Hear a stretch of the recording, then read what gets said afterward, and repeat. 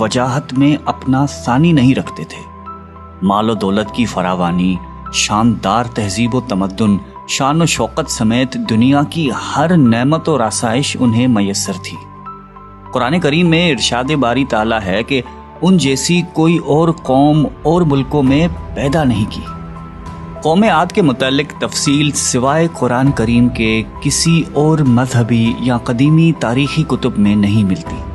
اس لیے اس قوم کی حالت کا نقشہ یا قرآن کریم کے ذریعے بن سکتا ہے یا پھر ان اثریات کے ذریعے جو محققین علم آثار نے ان کے بارے میں حاصل کی ہیں۔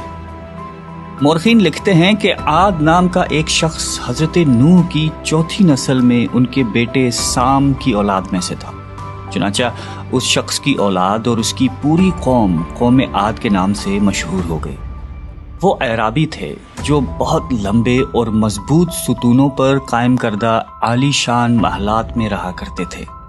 قرآن کریم نے انہیں ارم ذات العماد یعنی ستونوں والے کے نام سے یاد کیا ہے۔ ارم ان کا بہت خوبصورت شہر تھا جس کے آثار 1984 میں خلائی شٹر چیلنجر کی مدد سے دریافت کیے گئے ہیں۔ یہ علاقہ آج کل عمان کا حصہ ہے۔ بحریہ عرب اور بحر احمر کے درمیان عمان، حضرموت، بحرین اور مغربی یمن تک ایک وسیع صحرا ہے جسے صحرائے الحقاف کہتے ہیں۔ یہ دنیا کے عظیم صحراؤں میں سے ایک ہے جس کا رقبہ ایک محتاط اندازے کے مطابق 65 لاکھ مربع میٹر ہے۔